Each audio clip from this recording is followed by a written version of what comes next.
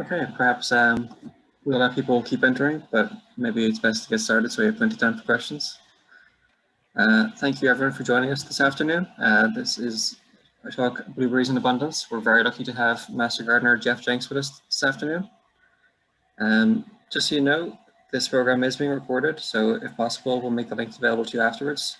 There will also be a handout that we're going to put in the chat. And if you have any questions, we're going to try and get to them at the end of the program, so please feel free to post them in the chat window as you think of them. Beyond that, I'll hand things over to Jeff. Thank you again for being here. Thank you very much, Ross. My name is Jeff Jenks. I've been growing blueberries since 2007. I've been a master gardener since 2013. In my first year, after planting 17 bare root blueberry bushes, I harvested a handful of about 10 blueberries. The picture you see is the morning harvest from 3 years ago from about 13 blueberry bushes in mid-June. Of those 13 blueberry bushes, about 5 are from the original 17. I hope to share with you today my hard-learned lessons. We'll talk about plant types, planting sites, preparing soil, methods of planting, watering, mulching, fertilizing, harvesting, and how to maintain plant health and prevent pest problems.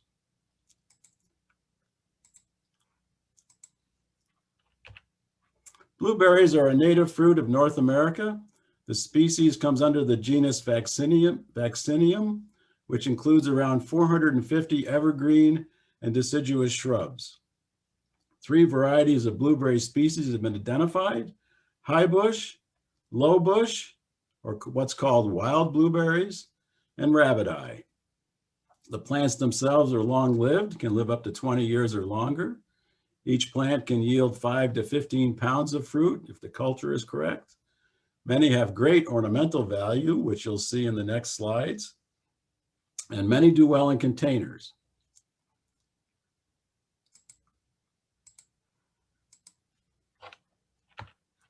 Feel free to take screenshots of anything you might see in front of you as a way to recall what I'm presenting. There'll be some information in the handout, but not all the information you see on the slides. So here we have the different blueberry plant types, and they're in order of how well they grow in Santa Clara County. That's what the SCC stands for. The southern high bush is the best plant type to grow in Santa Clara County, followed by the northern high bush. The rabbit eye, which really is not meant to be, was not bred for this area. It grows well in the southeast United States in fields. The low bush or wild blueberry, which is the original indigenous variety, grows well in the northeast in the US in fields and is sometimes called the Maine blueberry from the state of Maine. Then there are dwarf varieties that have been bred by the breeders. One example is Bountiful Blue, and they're excellent in containers. And there are new zero chill varieties that are not available to home gardeners. So you might say, well, what's a chill hour? Why does he say check chill hours? Well, chill hours are important because without enough chill hours, the plant will not bear as much fruit as it might. It may not flower. Flu hours are the cumulative hours below 45 degrees Fahrenheit from November 1st to February 28th each year. So we'll be talking about that a little bit further. When you go out shopping at your nurseries for blueberry plant types, you'll want to keep this slide in mind. The tags on the plants typically will show you the blueberry variety or type. In fact, when I most recently went, they had a QR code that I could scan with my phone, and it told me everything I wanted to know about this blueberry type, including the chill hours. The southern high bush, which are the lower chill varieties, have chill hours between 800 and 1,000. Oh, less than 8. No, I'm sorry.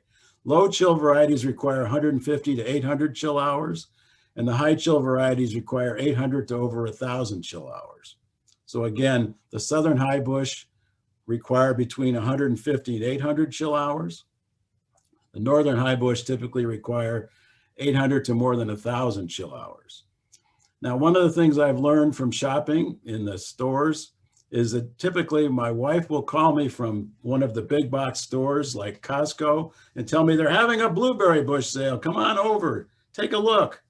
And what I've found is I ask her to give me the names of the types over the phone, and I look them up online, and I find that the big box stores have brought them in from Michigan, Oregon, and Washington State and have chill hours well over 1,000. So I say, well, thank you for letting me know, but not this time. So here's an example of the chill hours we have in our area. I live in Cupertino, and there are a number of stations where you can get the chill hours. Again, those are the chill hours from November 1st of the year to February 28th of the next year. And here's one measurement I made in Cupertino in the year 2015, because there used to be a chill hour station near where I live. And you can see I had 372. What that would tell me is that I should stick with Southern Highbush, because again, they require 150 to 800 chill hours. Here's the San Jose Airport, which is not too far from Cupertino, 472. Now, if you happen to live in Gilroy or in the foothills, you'll have a lot more chill hours like these. So you could consider Northern Highbush. Now, the Watsonville has another station that UC supports, and you can see that it's warmer there, meaning there are fewer chill hours in general than there are in these other locations. So that's important as you think about what plants should I buy. And let's go on.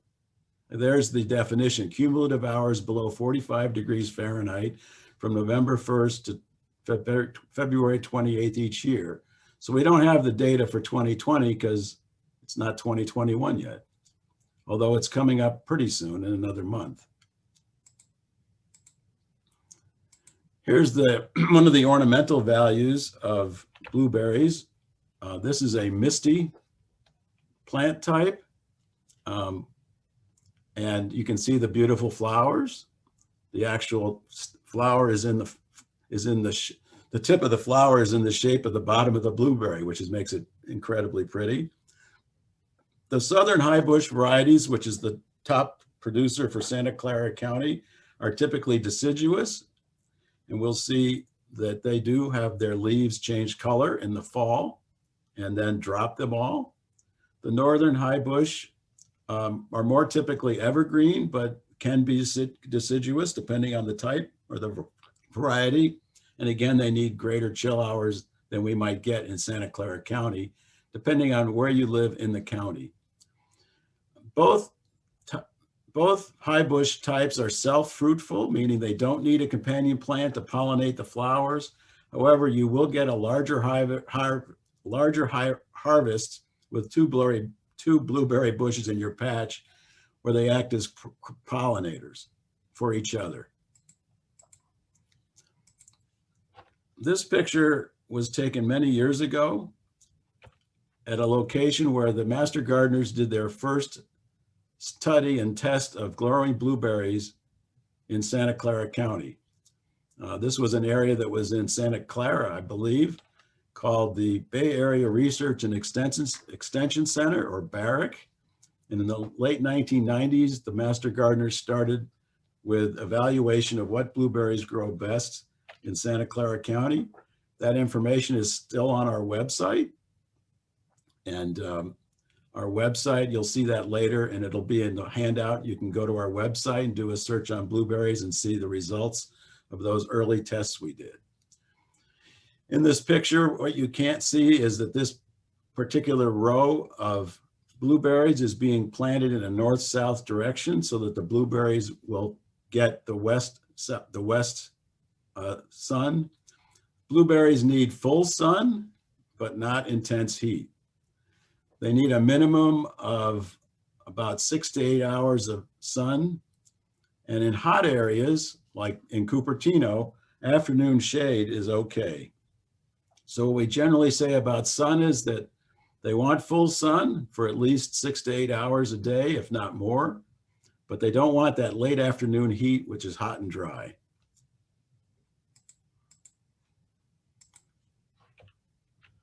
So we talk about them wanting a site with 3/4 sunlight, which is avoiding the late afternoon sun if you can. Now the next bullet here, blueberries require acidic soil, is our greatest challenge in Santa Clara County. The naturally occurring soil we have here in general in Santa Clara County is rocky clay with a pH around 7 or a little higher. Now, pH is a logarithmic scale, meaning every number of pH is a factor of 10 greater than the next number. Just to give you some points of reference, in pH, 7 is neutral. That would be pure distilled water. The acid in your stomach is about 2. That would corrode metal. And the makeup of lye is about 13 or 12 or 13, and that would also corrode materials and not be suitable for growing anything.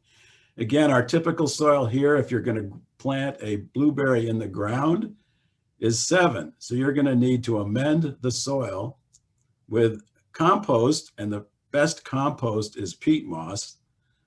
And then you're going to add sulfur. We're going to talk about this some more in a moment, but sulfur is the only effective treatment of the soil to reduce the pH, and may be required every year to keep the pH from rising year to year. The water we have in Santa Clara County, particularly here in Cupertino, has a pH above 7. And sometimes you can tell that by the fact that when the water dries out, you'll have carbonate, white dust on the materials that it dried out on. That carbonate is above 7 in its pH and is one of the reasons why the soil increases in pH as the year progresses. You want to plant in the late fall through winter. We're in winter right now. So actually right now is a good time to plant, using 2 to 3 year old plants. Now, the plants in the nursery are typically 2 to 3 years old. They were started by the grower and they were allowed to get to be 2 to 3 years old before they were shipped to the nursery for sale to consumers. And then blueberries do well in containers, and we'll talk more about that.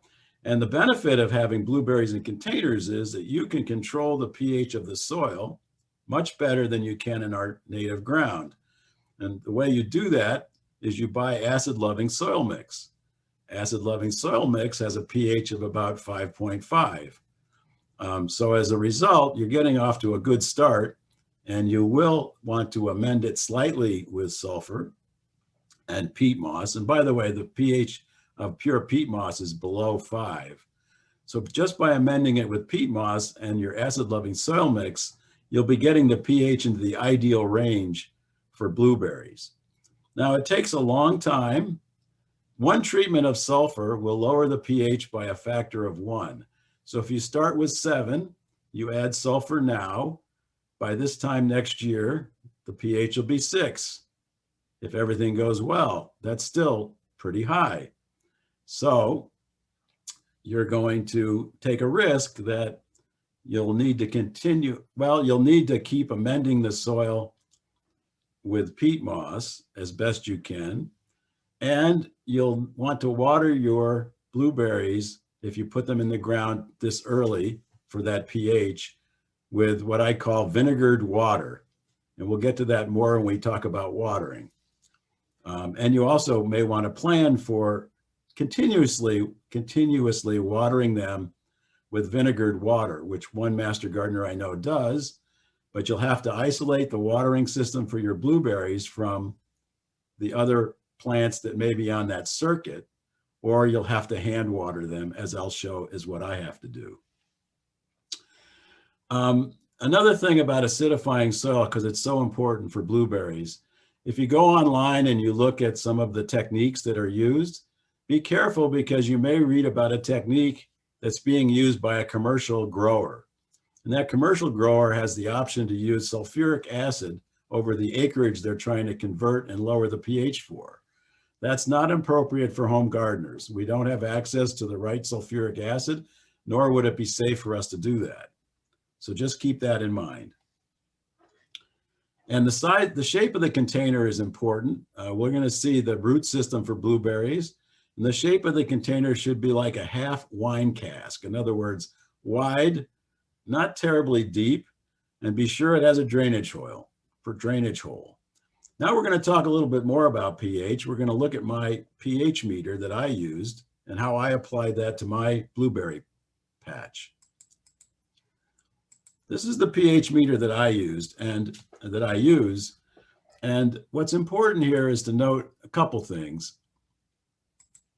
One is the range we're looking at here is this alkaline to acidic. And the meter starts when it's just sitting out here in the plane between 7 and 8. And our goal is to get it between 5 and 4. We're going to talk a little bit about that. And then there's a moist setting. So here we have the pH setting. And here we have the moist setting on this slide switch. And then in the middle, they have a light setting. The light setting is nice to have. It'll tell you if you're in the light or the dark, which I think you can tell without needing a setting. The way you make this measurement, though, with this particular meter, and there are other meters and there are other approaches to measuring the pH, but I'll show you what I do in my blueberry patch with my 14 blueberry bushes, which would tend to tell you you want to use this type of meter, and you want to do this every year. Now you can, if you're starting from scratch with a bare piece of soil, you can send your soil out to a lab, soil testing lab, and they'll do an excellent job for you and tell you all you wanted to know about that soil, including its pH. And so that's another approach. But as you'll see in my next slide, you're going to have to do that every year. It's probably when the rainy season starts to know if you should apply sulfur. In this case, with this particular meter, a lot of people are frustrated using it for pH, but here's how to use it and get reasonable results. You put the meter in the ground on the moist setting, and first you put it in as far as you can, which will be about 8 inches, and you notice whether the soil is moist or wet. If the soil is dry, you need to water the soil and wait a day and make your measurements the next day, because the soil needs to be moist or wet for the meter to work at all. Then, if your soil is moist or wet, then you flip the meter switch to pH, and you'll see, and then you wait 30 seconds. And what will happen is this little indicator right here, after about 30 seconds, you'll see it flick a little tiny bit toward the acidic, and then you wait another minute to 2 minutes for it to settle, and then you take your reading and record it. So let me show you what I did this year, which I did in December for my blueberry patch. First, let me show you, this is my blueberry patch. I call it a patch for no other reason than looks like a blueberry patch to me. So let me show you what you're looking at here again. Because in a minute, I'm going to show you a looking down from the top view. The blueberries start back here. There's a plant here, there's a plant here, and then they go around the front of the planter like this, all the way back here. And then there are 2 of them here, and there were 2, there's 1, 2 here. This is the arbor that's talked about in the next picture. Next to the arbor and behind the blueberries are 2 Satsuma oranges right here. And then further behind this are some very tall bay trees. There's 2 of them. And then there's this nice pine tree. And this is looking south. So my planter gets the best sun here in the front, and they get less sun over here in the back, although none of the blueberries are ahead of the arbor. So let me show you the next drawing. So then this year in December, I needed to decide whether I should apply sulfur. So I went ahead and took these measurements. Now remember, I said each measurement's going to take about, well, a minimum of 30 seconds, if not 2 minutes. I like to make 4 measurements per plant. And actually here on my graph, I've gone ahead and here's that arbor right here. Then here is the first plant. And as you see, if you look closely, the measurements are 6.8, 7.0, 7.0, and 7.0. What did we say we wanted? We wanted between 4.1 and 5.5. Those measurements are quite high. Then I went on to the next one. This is one of my ones that are the oldest. And we got a nice 5.5 here, which was pleasing. Then there's this pine tree here. And this is my favorite. This is an O'Neill. This one had 5.5 almost all around, except for this 6 right here. And then I kept going. As you see, I started taking fewer and fewer measurements because I got more and more tired of being on my hands and knees making measurements. And all I really wanted to conclude is, should I apply sulfur? And with a resounding yes, I said I should. So I added sulfur. I top dressed it with acid-loving soil mix and I watered it in. I got another help from rain on Sunday. This is back in December. I took these measurements on December 12th, between 12 noon and 1 p.m. There I am being an engineer again. 14 blueberry bushes. And I knew that I gently raked it in because you don't want to disturb the existing roots very much. And it's going to need more rain. Unfortunately, we're getting this big storm right now. And I'm really pleased to say that I actually went out this week and further broke up the soil and the sulfur, found that most of it had not been dispersed at all for over a month because we didn't have any rain. But this time I really broke up the soil nicely using a hula hoe, and I carefully pruned my blueberry bushes, which we'll talk about later. And so I'm pretty sure that within 3 to 6 months, the pH will go down in these different plants, and that will encourage them to uptake the nutrients they need to produce beautiful blueberries.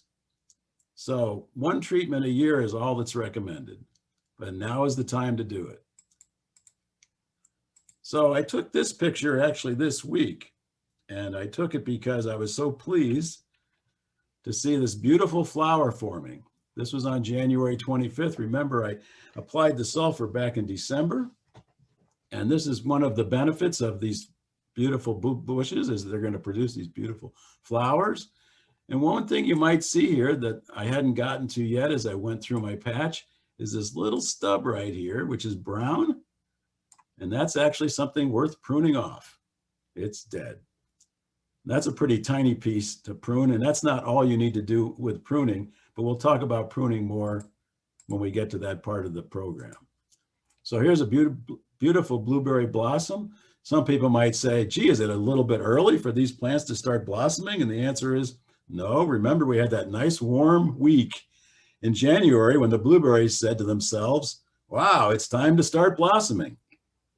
The good news is, unless we get a hailstorm, these blossoms will hold up until they produce fruit. And as we'll see, the time for picking the fruit comes in late April, May, and June. So we've got time to go. And the flowers will persist. So soil preparation. I'm going to repeat this again because I said the most critical factor for success is the soil pH. Blueberries are not a very sustainable crop for our area. Neither our soil type nor our rainfall distribution is conducive. As we talk about watering, I will tell you that the roots of a blueberry bush must always remain moist, always. So for those months when we don't get any rainfall from April till October, you need to have a very comprehensive irrigation system. The blueberries require water retentive but very well draining soil, which a clay is extremely water retentive but doesn't drain well at all. So they want to be moist, not wet. The root system on a mature blueberry bush will be about 3 feet wide. So your bushes require a spacing of 4 to 6 feet. You'll want to dig a hole that's 3 feet wide. And you want to have at least 2 blueberry bushes if you're putting them in the ground or raised beds. If you're doing it in containers, then 1's enough. If you have 2 containers, that'd be great. You're going to remove the soil in the hole. and then you're going to amend that soil with peat moss and acid-loving soil mix. There are other amendments that the master gardeners have tried, and those include leaf mold. Most leaves are slightly acidic when they fall with a pH below 6. However, as the leaves break down into leaf mold, the pH goes up into the more neutral range. Leaf mold will not correct pH problems. Then there's horticultural coir, COIR. It's peat-like substance, many times used as a soil amendment.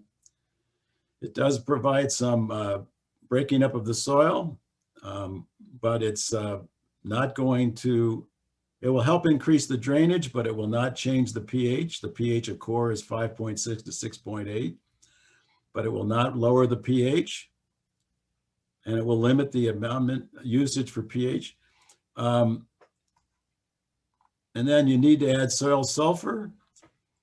How much soil? For this case, when you're putting soil in the hole initially, you can use 1 cup per plant, a cup of sulfur. What happens with the sulfur, this is what the scientists tell us, is that elemental sulfur with the symbol S is mixed with the soil. Naturally occurring bacteria, Theobacillus, oxidize it. The oxidation creates sulfuric acid in the soil solution, thus reducing the soil pH, allowing the plant to uptake its nutrients. Blueberry bush roots do not produce their own acid for uptaking nutrients. Therefore, they only do well in acidic soil. A few things to avoid, which I've tried and proved that they don't work. Do not use as a soil amendment wood chips. They will not thoroughly decompose. And as they decompose, they will require nitrogen and take away some of that from the bushes. You can use wood chips as a mulch, which I did, but I do not recommend, and I'll talk about that later when we talk about mulches. Do not use shredded redwood bark, also known as gorilla hair. I used that once as an amendment. Plant stopped growing. The tannic acid in the gorilla hair is a growth inhibitor. It makes a great mulch if you want nothing to grow in it. Don't use plastic sheeting, weed block, or landscape fabric around the plants. I did. It inhibits the root spread and plant growth. I had to tear it all out. In containers, use acid-loving plants potting mix, typically marked for use with azaleas or rhododendrons. And if you want to have early success with blueberries, do them in a pot.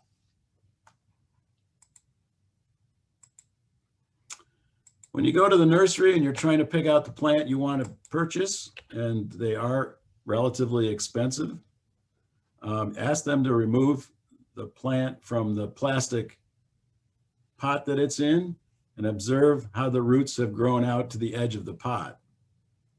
If the root ball is good, you won't see this. Let me just draw it, bring it to your attention. This is called a J root, which meant the root ball hit the side of the planter and started to grow up. This cannot be repaired, and you certainly don't want to break it and tear it off. So very kindly give back that particular plant selection and choose a different one. The blue roots are delicate and fibrous and very sensitive to handling. You can rough up the root ball a little bit before you plant it, but not too much.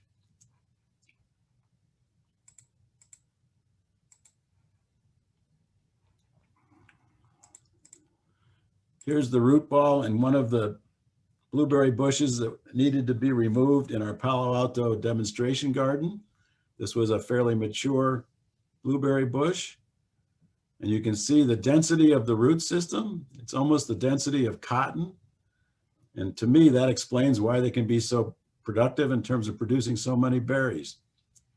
If part of it dries out, then all or part of the plant will die. Typically, the whole plant will die.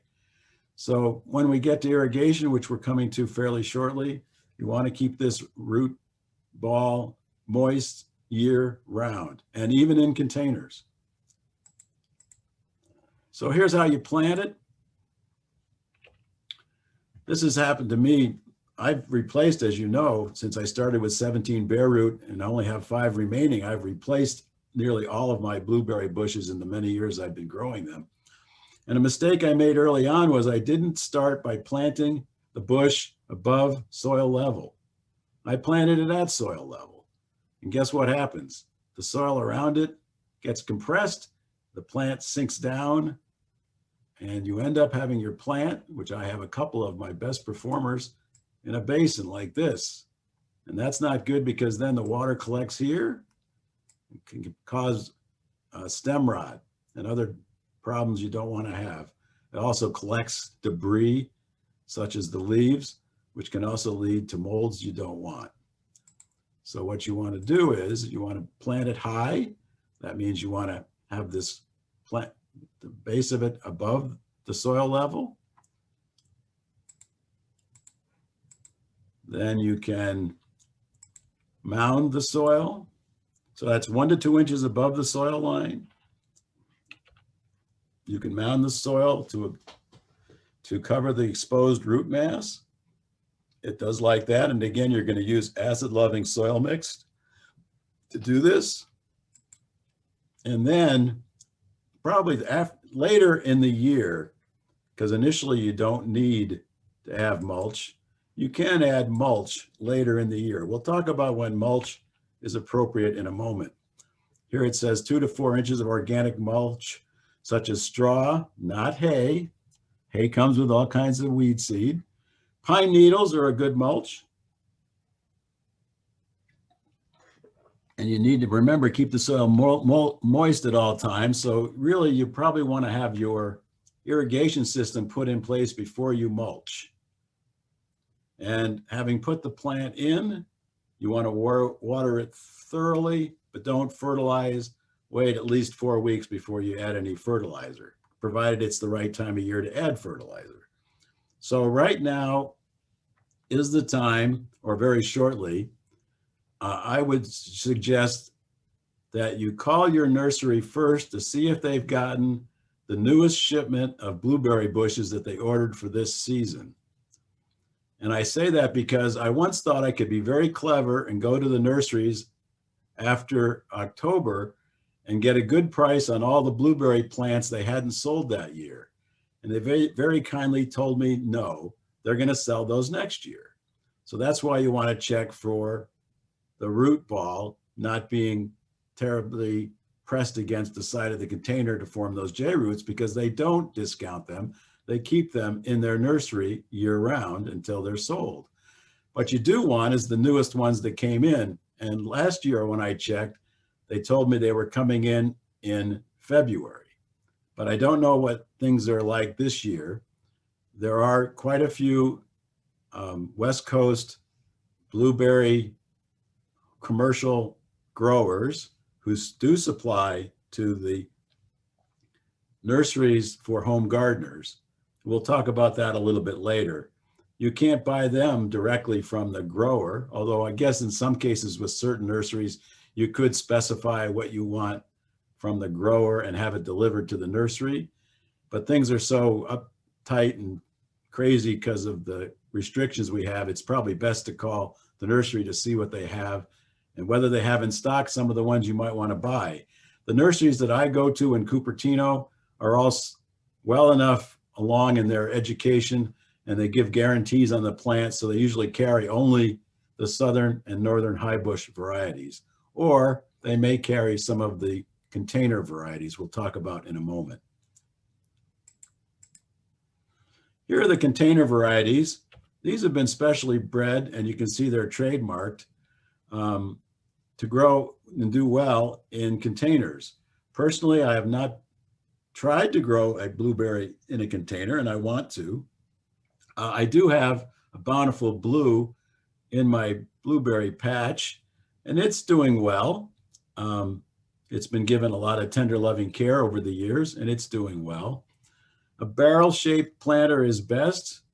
Make sure there's a hole in the bottom, and you have protected the surface the container sits on, because when you water, the water is going to come out and they're going to stain your deck or your patio if you don't have a protection there. Do not let the container sit on the soil. Tree roots will invade the planter through the drain hole and circle the plant and rob it of its nutrients. This is particularly true if you have a redwood tree nearby. Again, the soil you want to use is acid-loving plant soil mix. You have to keep the soil moist all year long. So it's probably important to put in a drip irrigation system with an automatic timer, even for your blueberries in containers. Because as we all know, we like to go on vacation in the summer times when we can. And the peak month for harvesting southern highbush is June.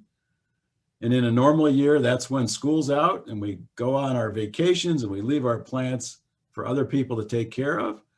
So what I do is I make sure that my blueberry patch is being watched over by my friends in June. And they all say, this is the best time of year to be Jeff's friend because I can pick all the blueberries that are ripening in June and eat them and take them home.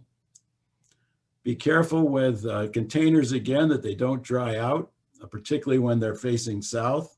And this one is a very good color, a white color, to reflect some of the heat and sun. And so you want to be sure that you make the heat, keep the soil moist by running an irrigation line to this. And in the case of a container, I'd probably suggest a soaker hose, although you could certainly use other drip components for the container. And if you have a plate underneath it to collect the water that goes through, you want to water it enough that that plate dries out overnight, so you don't have standing water in the plate under the container, which will help you avoid root rot. These are low chill varieties. For example, Sunshine Blue has a chill of 150 hours. And I believe the other dwarf varieties have low chill hours by comparison to northern highbush, for example. Fertilizing. This is another place that's very important. You want to use, and these are just 3 examples, but they're 3 good examples. In fact, personally, for the last couple of years, I've used this one right here. These are all organic fertilizers. And I did a lot of homework on this because I killed quite a few of my blueberry bushes by over fertilizing them. I was of the opinion that a little fertilizers, a lot more fertilizer will get you more berries, and that's not true at all. The mixes for these blueberries are, as you can see, 436 is relatively low compared to a general purpose inorganic fertilizer of 16, 16, 16, which you never want to use. Blueberries take up the ammonium form of nitrogen, and those ammonium forms are urea, sulfur-coated urea, ammonium sulfate, or cottonseed meal. You want to be very, very careful with ammonium sulfate. The good thing about ammonium sulfate is when it breaks down, it helps lower the pH. The bad news is I have killed a number of blueberry bushes with using just as little as 1/8 of a cup of ammonium sulfate at the top of the plant, not on the plant itself, on the root system. And I was really saddened to see one of my blueberries die with its fruit on because I over-fertilized it with ammonium sulfate. Too much fertilizer is toxic, especially if applied in May to January. And later we'll talk about when to apply fertilizer. So we'll get to that in a moment.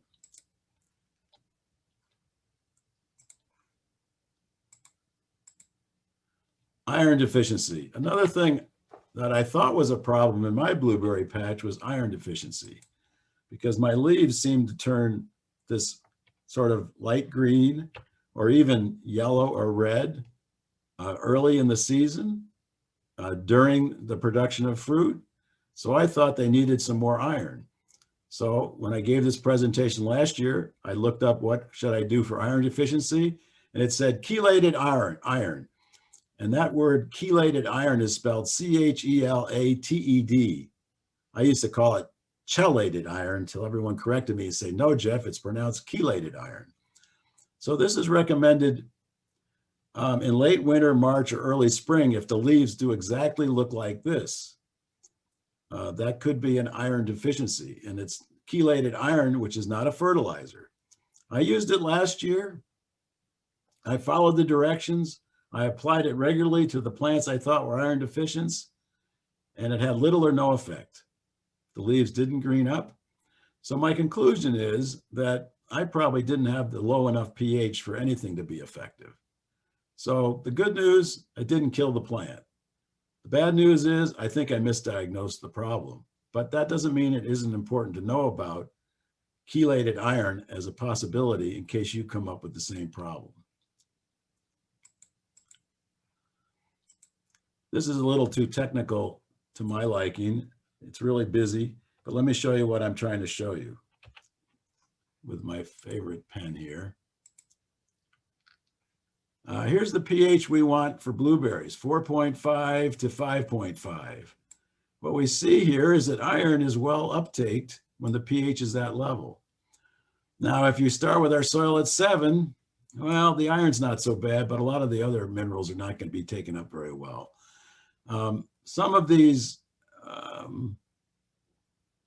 nutrients are less important for blueberries, and our soil generally has all the nutrients you need, including all of the soil mixes I talked about, even including peat moss. So the only point of this is we're down here on this part of the scale with regard to soil pH and nutrient availability. Nutrient availability is very important. We'll talk later about how we keep the pH low so the plant can uptake the nutrients it needs to stay healthy year-round.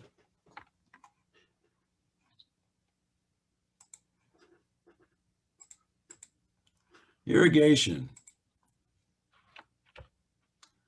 This diagram again needs some annotation because you can't see what I want to show you is that right here is a dripper. See these expanded sections? Right here is a dripper. There's another dripper, I think right here. There's one right here. There's one right here.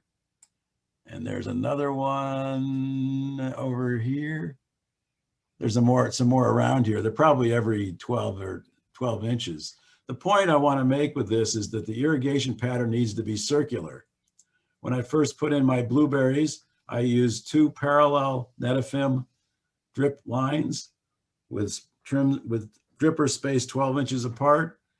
Well, unfortunately, what I learned was if the plant wasn't right next to one of the drippers, and if the drippers weren't aligned with the root system, that plant didn't get enough water during the dry season, and it died. So you need a pattern that's circular. There are other approaches to take to get a circular pattern. The other thing I learned is that our normal water from our tap here in Cupertino is a pH above 7. So that's not going to help lower the pH or manage the pH. Now is when, well, the time to put on the mulch will be after the fruiting season. So after June, when we go through the growth period for the plant, and also a time when the air temperature and the soil temperatures keep climbing because it's summertime and it's dry and hot here in California. So that could be a good time to put on some mulch. And that's when you might put in as much as 4 to 6 inches of pine needles, straw. Then you're going to remove it before the rainy season begins to put down your sulfur. The acidic mulches like oak leaves, pine needles do not affect soil pH, just the sulfur. The other thing I learned from a visit down to Santa Cruz to see their farm where they're doing experiments with blueberries in their coastal region was they add 1 tablespoon of vinegar for every gallon of water used for irrigation. I'm going to talk about that in a moment. That's 1 tablespoon of vinegar for every gallon of water used for irrigation. How you get that to the plant, again, needs to be in a circular pattern. And here's what my watering system looks like. Well, here are the irrigation components that I use in my planter. You're going to see that again in a moment.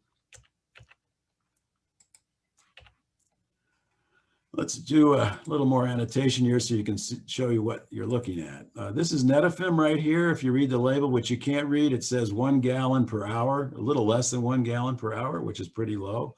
There's one of the drippers in the line. These are the connectors you can use. What I did is I used this tool right here, put a hole, not near the dripper, in the Netafim line and ran a circle of this 1/4 inch soaker hose around each plant, using these connectors down here to connect the soaker hose to the Netafim. And the result is this. So here's one of my planted last year blueberry bushes with the Netafim. Let me get here's the Netafim line. There's a dripper for the Netafim, not even close to the bush. Hopefully there's another one over here that you can't see.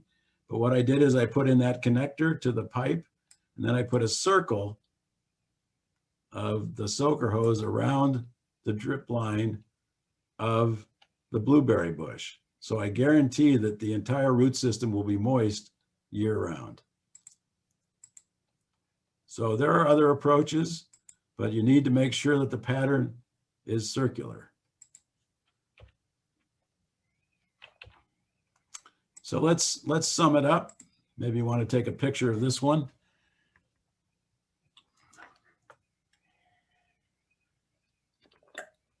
Roots can never dry out, but the soil needs to be well draining. So that's why you need regular watering. In the summertime, I water 3 times a week. Timed irrigation that circles the bush's drip line is best.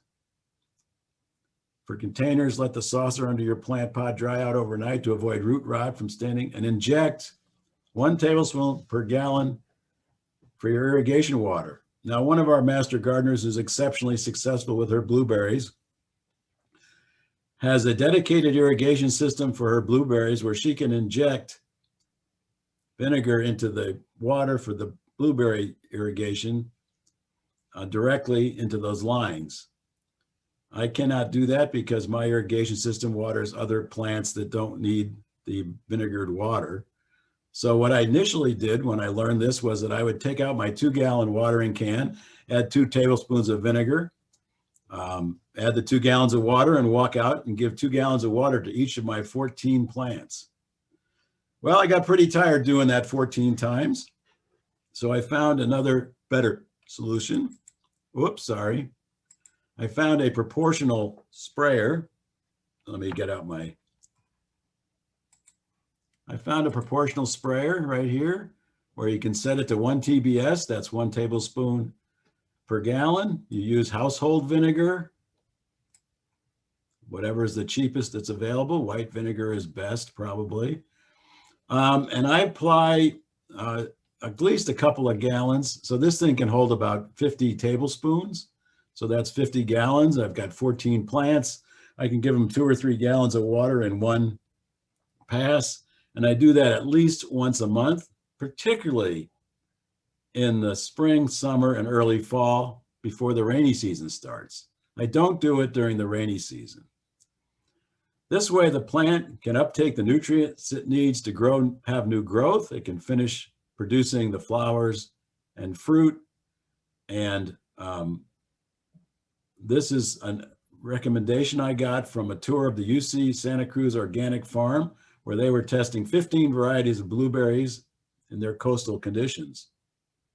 And they have a soil with a similar problem that we do, which is it's too alkaline. So this was a nice time saver and energy saver for me, is to get hold of this proportional sprayer. There are more than one type of those. So here's the fruit. This is the thing you're all hoping for. This is a picture from my garden. Beautiful fruit that's been forming. We're going to find, and so what you see here, the important thing to note here is that some of the fruit is turned dark blue, some of it's still green. So we have the joy and pleasure of picking our fruit as often as we like. The fruit will turn dark blue, and within 2 to 3 days, it will reach its peak in flavor. So we can go out and send out our children, grandchildren, friends, neighbors to pick our blueberries, and they'll love us for it. But the point here is a commercial grower doesn't have the luxury of picking multiple times through the same field. So his pickers will just go through and pick everything, and they'll sort out the green ones later and do something else with them. So this is one of our benefits of being home gardeners, is that we can do multiple picks. And in a moment, we'll see when you can start picking, probably later. The plants themselves have different forms and shapes. As I mentioned to one of my friends earlier, I talk to each one of my plants, and I know their habits, as they call them. And some of them are sort of tall and gangly, like this one. Some of them are a little bushier, like this one. And I don't see one. I have one that sort of spreads like this. It's sort of low growing and spreads out this way.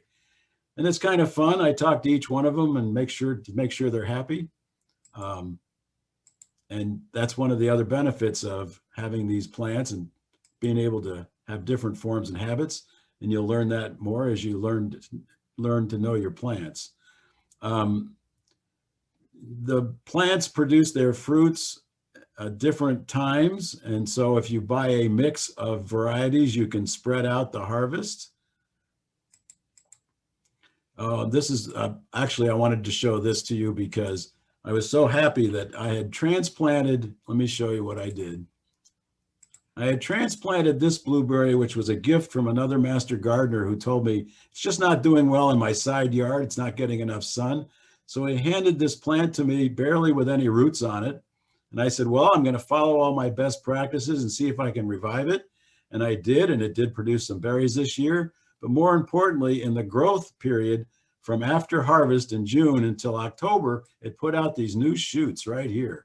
And I was so pleased with myself for that, because that said I did the culture right, I got the soil right, and the roots are starting to form new shoots that'll produce fruit in the next year or two. So I counted that a big success. You can see here that this cane has been pruned. It probably died. This one is looking hard to say. This one here may be a candidate for being pruned later, but we'll get to that in a moment.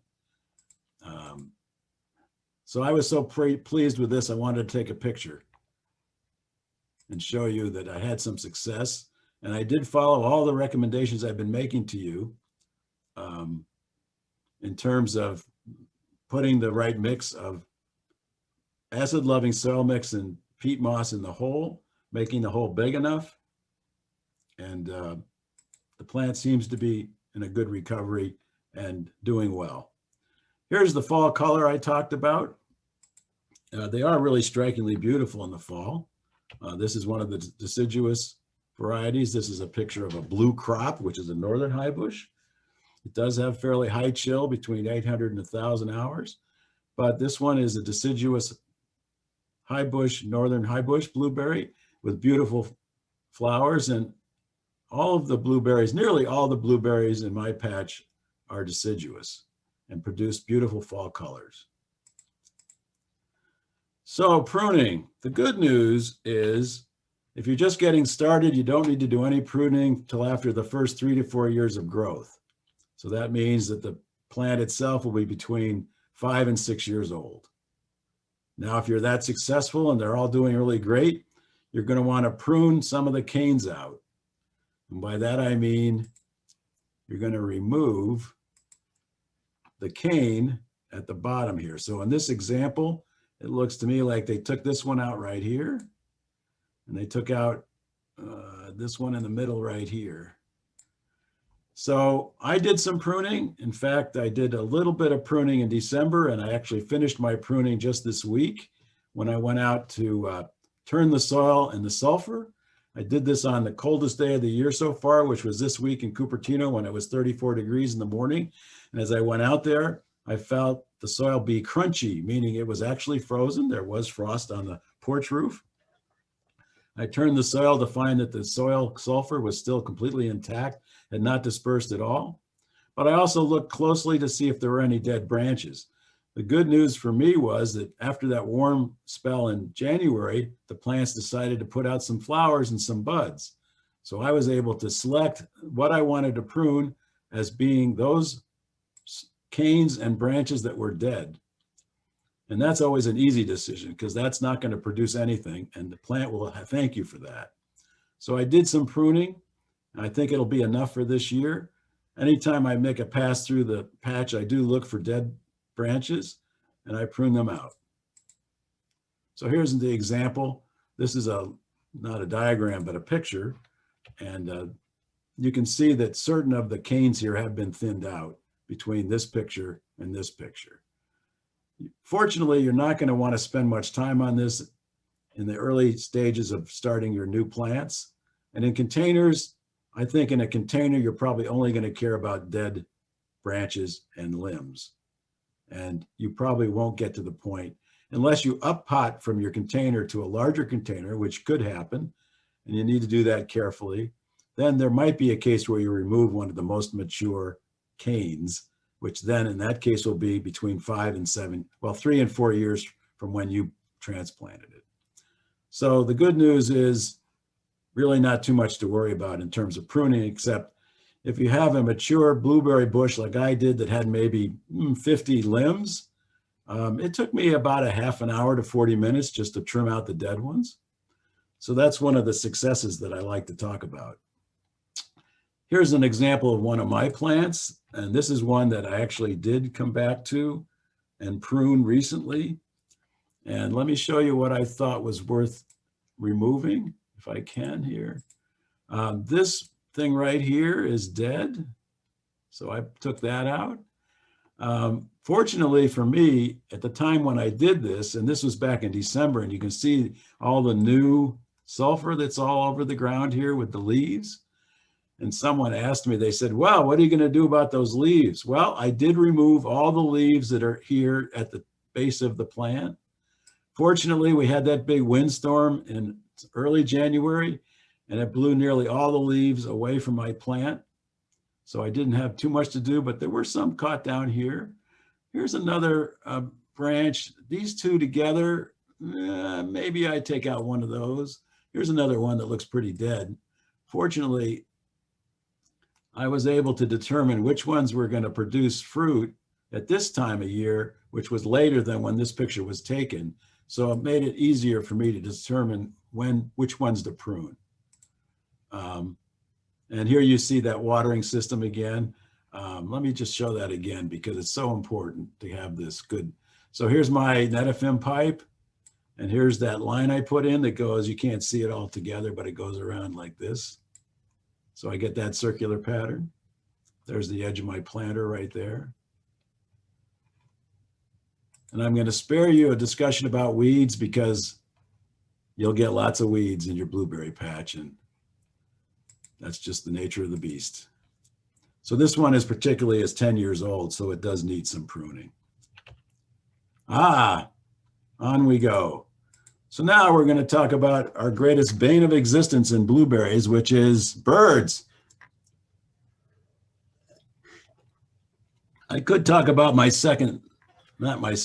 of my other nemesis, which is gophers. I do have gophers in my blueberry patch. Last year, I keep track on a calendar year basis. I caught 12 gophers. Most of them weren't in my blueberry patch, but they're there. And what I found was that when I caught the gopher, I'd try and fill the hole as best I could with peat moss.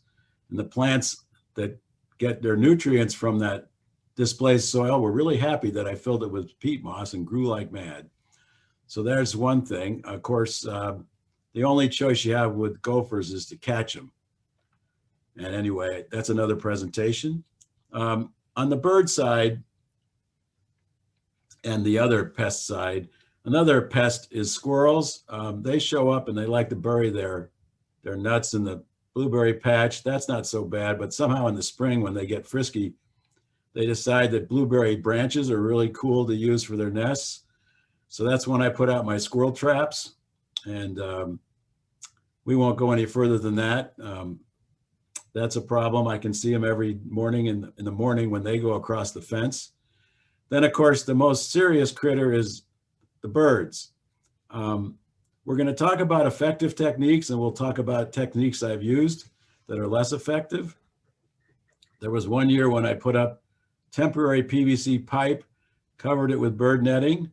And yes, it did keep the birds out, although a couple of them got in, and that creates a problem. But by just using the bird netting, the plants tended to grow out into the bird netting. And then just trying to get into the bird netting without a door or a structure to get in, I would tear the berries off the plant with the netting. So that was pretty frustrating. And after a couple of years, I said, well, that's not working for me. So then I said, well, let me get out this scare tape. That claims to have a great effect. So I put up some stakes, put on the scare tape, and boy, did I scare myself. I'd be standing in my house and I'd have all this reflective light coming in through the windows, and I'd be going, what's going on? There's a lightning storm out there. Well, the scare tape makes you feel like you're doing something, but unfortunately, the mockingbirds just fly down, land on the posts. They ignore there's no wind in the morning, and they are morning feeders. So they just use that as a perch to pick the berries off the top of the plant. So then I said, well, I observed that the robins, they like to come in low. They come in low on the ground and they like to jump up and grab the lower fruit. So I put a strip of the scare tape around the base of the plant with 4 stakes, and the robin would come up, take a look, hop over the tape, grab the berry and leave. So I'm sorry to say that the scare tape isn't effective. Makes you feel better. I might still use it to feel better, but it doesn't keep the birds away. So your best bet there is pick them early and pick them often, and pick them before the birds do. Now, there is an effective netting approach, or you can go even further. If you're doing this for the first time, you could build a structure, which I think they did in our Sunnyvale demonstration garden for some of our plants. Build a structure with a door fully covered with netting of permanent type, and you can walk into your blueberry area. And that's actually what they did do in Santa Cruz, is they built stakes. And let's get to a picture of an approach that does work. There's that bird netting. Bird netting alone is going to be very frustrating for you. Here's a better solution. This is bird netting, but underneath the bird netting is a material called tulle. And Dexter Girton provided me this picture, a beautiful row of blueberries. He built this nice temporary structure, or maybe it's more permanent. And then he puts a layer of tulle. I got corrected for saying the word wrong. Tulle is used for bridal veils. So it comes in very wide bolts, and it keeps the berries from getting tangled in the bird netting. So you put a layer of tulle over the stakes, then a layer of bird netting, and you end up with a look like this, which is the berries can't go through the bird netting. And as a result, nobody can get at the berries until you go in and get them out. So you still need a way to get in and out of your structure. Now you might ask yourself, well, what do the blueberry field farmers do in Oregon or other parts of the world? They've got to protect their birds. Well, there are some laser-based systems that will keep the birds away from your field, but none of those are used by home gardeners because you cannot erect a laser-based system around your blueberries and be in compliance with any regulations I know of. And they are relatively expensive. But if you want to know more, you could send us a note saying, yes, let me look into that.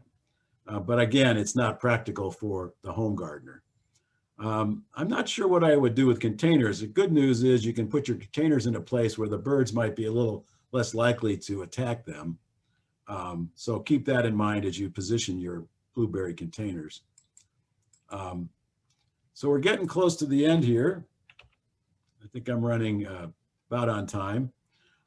There are insects and diseases that can attack your blueberry bushes. For me personally, I have been blessed not to have any of these problems. So my advice is that if you see some insect damage on your blueberries or your blueberry bushes or the leaves, get in touch with our help desk, and they can help you directly on what you can do to resist or to help your plants get through this. Again, I have been fortunate not to have any of these particular insects go after my blueberries here in Cupertino, but, and these insects do attack other edible crops, And there are reports of these every year in different parts of the county attacking other plants. So in any case, it's always best to get in touch with our help desk. You can call them at the number shown on your screen. So take a picture of this one, or you can email them and they will ask you to send some pictures along with a description of what's going on. I don't want to spend much more time on this right now because they're the experts, and I fortunately have not had much problem with these particular insect pests. So we're getting close to the finish here. The berries turn blue before they are ripe, as much as 2 weeks before. They may get a darker shade of blue as they mature. When they're uniform blue with no green at the top, you should be able to pull them off with no tugging. They should just come right off in your fingers. That's what I do every morning before breakfast, is I go out and pick some blueberries. In fact, I have blueberries every morning for breakfast, even though I can only harvest my own blueberries from April, May, and June. And you may wonder, well, why are there blueberries in the store when we can't harvest them here in Santa Clara? Ha, ha, ha. Well, of course, the blueberry importers bring them from all around the world. They're one of the biggest cash crops of edibles in the world. I think I saw over $1 billion a year in sales. They have become very popular to grow in places like Peru, Mexico, and of course, Chile in the western part of the US. And they grow very well in eastern parts of the US, including even Florida and New Jersey. And of course, they're native to northeastern US, Maine, and Canada. And in the western US, the biggest producer is the state of Oregon, then Washington, and parts of Canada. So we can get blueberries year round. But here in Santa Clara County, we can generally only harvest our blueberries in May and June. And this chart right here is showing southern highbush varieties. The northern highbush will produce later in the year out here. So these are all southern. They call it southern areas, low chill. And this is the varieties. You're going to get a better slide in a moment of these varieties that are southern highbush. These are the examples. This is a nice colorful description of how the harvest is spread out over the harvest season. I said April, which says, no, that's not right, Jeff. It's really in May and through June. And keep in mind, if you go on vacation right here, you're going to miss out on the prime harvest season. So keep that in mind. Again, the blueberries that we get in our nurseries are generally grown from the commercial growers in Oregon and California. Monrovia in Southern California provides the nurseries up here. Fall Creek is a major commercial grower that has great advice on their website, but don't ship direct to consumers. There's Weeks Berry Nursery and Dave Wilson Nursery. They're both excellent producers of the plants themselves. And you'll see their tags on the plants you see in the nurseries here in Santa Clara County. So,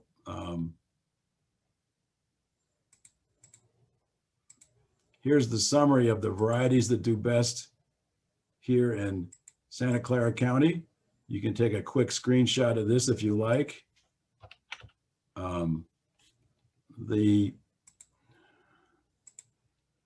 These up here are southern highbush, and these down here are northern highbush.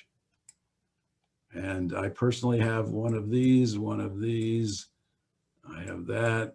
I used to have one of those, got two of those. Anyway, I lost one of those and I wish I hadn't. I think I have a new one of those.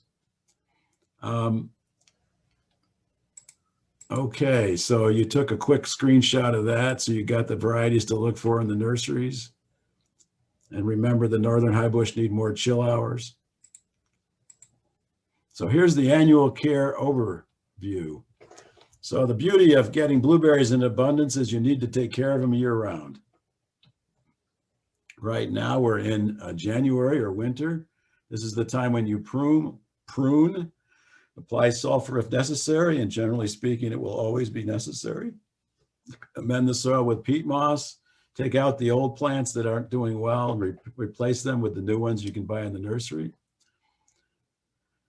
Prepare the soil in containers. Buy your soil in containers that you're going to need. And starting in February, you can plant the new bushes. Fertilize. So you fertilize first in late February. You might fertilize again in April. You're going to determine how to protect from critters and birds. Then May through July, that's when you're going to harvest and enjoy them, but you got to protect them from the birds. In July through October, the plant's going to have new growth. And this is when it's hottest here in California. So this is when mulch is appropriate to keep the roots from getting too warm. You're also going to be watering throughout this whole season from February through October with our vinegared water. That's going to keep the plant green. And hopefully you won't need to use the iron supplement I mentioned earlier. But if you do, you'll apply it in this time frame. Always prune dead branches, remove failing plants. And then your best cultivars, this is just a repeat of what you saw just a moment ago. So, thank you for coming. I'll take questions. We've got lots of questions, Jeff. Are you ready? Yep, I'm ready. So I went back through the list of chat, and I circled a bunch of them that I think are particularly interesting questions. Do the bushes need to be the same or different when you plant multiple ones for pollination? It doesn't matter. They can be the same or different. Okay. Will citrus peels increase the acidity of the soil? No. Sorry, no. So that's cool. No, I knew we'd get a straight answer from you, Jeff. How do blueberry bushes handle being transplanted if some have been planted in the wrong location and need to be moved? Yeah, I did that recently with one that was handed to me with just a bunch of roots hanging off of it. The answer is they will experience transplant shock, and you need to make sure you get the soil mix right. And hopefully if you give them plenty of TLC, they'll recover from transplant shock, which might take from 2 to 4 weeks. And then you can just keep giving them the TLC they need, the vinegared water, make sure they're in the right soil, getting the right amount of sunshine, and the plant should start to continue to grow, hopefully adding some new growth, as well as perhaps producing some flowers and a limited amount of fruit. That first year, they probably will produce a very limited amount of fruit. And therefore, you're going to just have to be patient. But it sounds like they do transplant. Okay. That's yeah, they can be transplanted. Cool. Someone else asked, how often do you check the pH of the soil? Generally once a year. At the end of generally I check the pH in about December, just as the rainy season is coming, to know if I should apply the sulfur. 2 years ago, I chose not to apply the sulfur because I'd actually put in too much ammonium sulfate at a toxic level, and the pH got to below 4, got to 4. So I chose that year not to add sulfur. That's why I was so anxious this year to do the testing again and see that the pH had risen dramatically.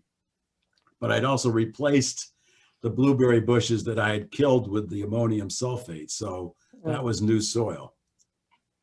So the answer is once a year. Once a year. How much sulfur do you apply? Follow the directions on the box. That's not a very satisfying answer. To give you the example, I'd have to look at the size box I got. Fortunately, since I have 14 plants, I could use the entire box in one sitting, in one application. So the answer is sprinkle it lightly around the entire root system, including even at the trunk, but wash it off the trunk and spread it so that the soil will be acidified outside the drip system so that your roots can spread laterally into soil. Because if you plant your blueberry bush in a hole surrounded by clay soil, it's like you put it in a pot, because the roots will not grow into the clay soil.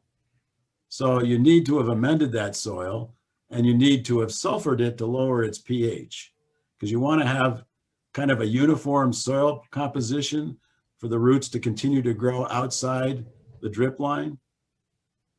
So, and the box will tell you approximately how much per square foot.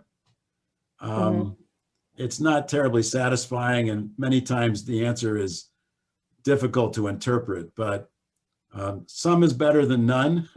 And you probably can put too much in, but I sort of scatter it liberally. And it it's takes only a long time for it. And you're only doing this once a year, right? Only So once a year, yeah. Scatter it liberally. And as I said, on Tuesday of this week, I went out and I looked at my liberal spread sulfur and found that it hadn't dispersed at all. So it does Because need to be. I needed to work in the soil, and I needed this big rain we're getting to help it disperse into the soil. Okay. The sulfur will be okay for other acid-loving plants like azaleas, right? Yes, yes. I have an azalea in my blueberry patch, and it's a very happy camper. About containers, we've had several questions about containers. What size container, both in terms of width and depth, would you recommend for a standard blueberry plant? Probably a minimum would be a 2 foot wide by 1 foot deep. And then I go to 3 foot wide by 1.5 foot deep. Sort of wide and not too deep is what a blueberry root system wants. That's compared to a tomato plant that wants one that's 3 feet deep and 1 foot wide. Like a half wine barrel is yes, a really, wine really casks good. are a good choice. They're quite heavy, but the good news is they're well insulated from the sun on the sides because of the thick oak. So that's actually a big plus. And you don't want one with black outside, because then it'll transmit the heat to the root system. So the picture showed a white one. That's good. And of course, with every container, you don't want any coating on the inside. And you may absolutely positively have to have a hole in it. Yes, for drainage. Someone asked, what about planting a container blueberry in a fabric pot? Yes, that works great. Wouldn't the water evaporate a lot faster? Yep, you're going to have to water it more often. Right. In fact, if you look at a picture of the blueberries growing at high altitude in Peru, they're all in burlap sacks. Oh, that's interesting. Yeah, but you're going to have to water it quite often. Maybe every other day, or if every day sometimes when we get these blistering hot 90-degree temperatures. Can you comment about using homemade compost with blueberries? Compost is okay, but you're much better off with peat moss. Interesting. The compost has a pH that's higher than you want, and peat moss has a low pH. So peat moss is your best compost. You can use other compost, but then you're going to have to work harder to get the pH down. So using compost as a mulch around your blueberry plants, what would you say? No? No, I'd actually recommend you use acid-loving soil mix as a mulch. That's what I do. Use acid-loving soil mix as a mulch. Yep. Yep, I don't. So initially, and I had a picture, but I don't show it in my presentation, I bought the world supply of wood chips and put them around all my plants as per the directions I received. And now I have to rake all that back every year and find a way to get it away from the root system, because while it does a good job in the hot summer months of insulating the roots from the heat, I have to keep moving it around. And the roots actually do grow up in the soil, and they really don't grow into wood chips, but they will grow into acid-loving soil mix. Okay. There were quite a few questions about the vinegar water, but I do think you answered most of them. But one of them was, does the vinegar in the water alter the soil pH? Not sure. I don't think so. I think what the vinegared water does is it gives the roots a chance to uptake both the water and nutrients that the roots are in contact with in the soil, as opposed to our normal water, which ends up washing away the acid mix it wants at its root level to uptake the nutrients. So it's an enabler in a good way. Okay. Can you repeat your recipe for the watering with the vinegar and the frequency? I think it was once a month, but Well, actually, our most successful Master Gardener blueberry person does it every watering session, 3 times a week. oh, okay, Now, sorry. I don't have a system to be able to do that with because they're on my normal irrigation system for other plants that want water 3 times a week, such as melons and tomatoes and squash. So what I do is at least once a month, I give them 2+ gallons of vinegared water using that proportional dispenser, which is so much easier on my back and my legs than carting out 2 gallons worth per plant. So you use your regular drip system regularly, and then you Correct. supplement with the hose end sprayer. Correct. I supplement the watering, particularly in our very warm summer months. So after the plant has produced its berries and you've made your harvest and you picked your last one, you might say, well, what's the plant doing from July till October? Well, it's trying to make new growth. And to make new growth in the very hot, dry summer months here, I supplement the water with the vinegared water. Excellent. Okay. We got more questions coming in here.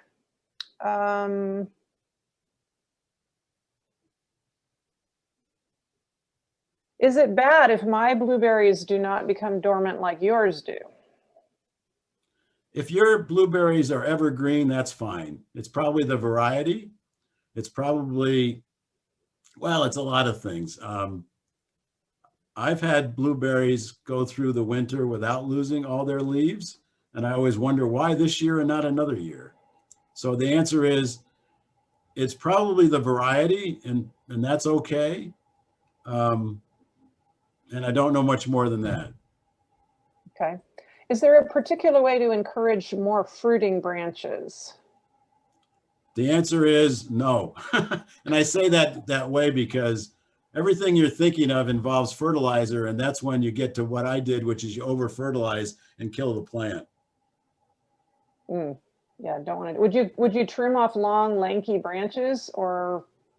No, I wouldn't do that either. I've got this one plant that is kind of in a squat kind of habit. It just grows out. It doesn't grow up. And it has this one really long branch. And I keep going, should I cut you off? And I go, no, you produce the most fruit. There was a question about San Joaquin County that I think we're going to skip. We do need to remind folks that this is Santa Clara County gardening that we talk about here. Yeah, let me make one small comment on that. They do grow blueberries in abundance in the Central Valley, San Joaquin County. What they did initially was they did a huge job acidifying the soil using commercial techniques. They usually grow a monoculture of just one variety, and the plants grow really well for quite a few years. I'm not sure if they don't use mechanical harvesters, and you see those typically in the summertime here in our stores. Can you mix the sulfur into water and water it in? I haven't tried to do that, and sulfur does not mix well with water. No, it doesn't. So the answer is, I don't think you'll accomplish what you're hoping to accomplish. The sulfur, when you buy it, comes as small pellets. That's great from a dispersal point of view, because otherwise you'd get a powder, and dispersing a powder without wearing a mask is dangerous and not much fun. So, but the pellets take a while to break down, as I learned after 1 month of them not breaking down at all. So then you just have to work them gently into the soil to disperse them, and hope for a big rain like the one we're getting that helps disperse them further. Can we plant 2 blueberries in 1 wine barrel? Yes, you could. Sure. It might. I would think it might still be better to put 2 blueberries in 2 barrels, but I would too. give them more room. Yep, I would too. Because they're going to not just compete for nutrients, but they're going to interfere with each other. And then I'm going to take this to be our last question before we stop, and we'll ask Ross to come back. Kathleen asks, do you really talk with your blueberries? Yes, I do. We have lots of conversations all the time.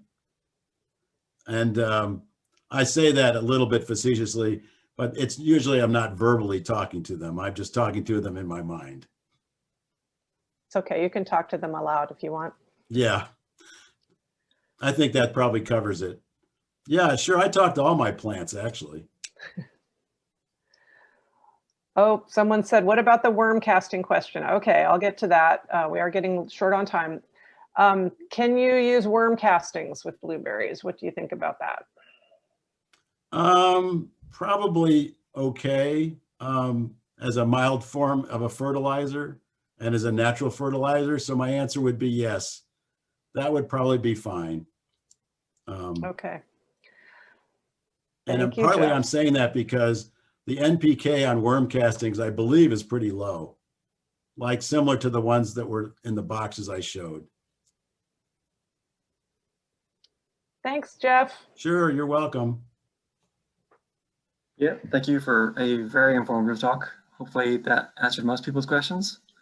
If not, I will be sending out the handout again via email, as well as a link to the YouTube presentation once it's ready. I'll also include a link to the Master Gardener's help desk in case you have any follow-up questions. But once more, thank you to Jeff so much for being here today. It was a great talk. Look forward to more in the new year. And thank you to the other Master Gardeners for their support behind the scenes. Thank you, Ross. Everyone have a great day and be careful with the rain. Yeah, take care, everyone. Thanks, everybody. Bye-bye. Bye-bye.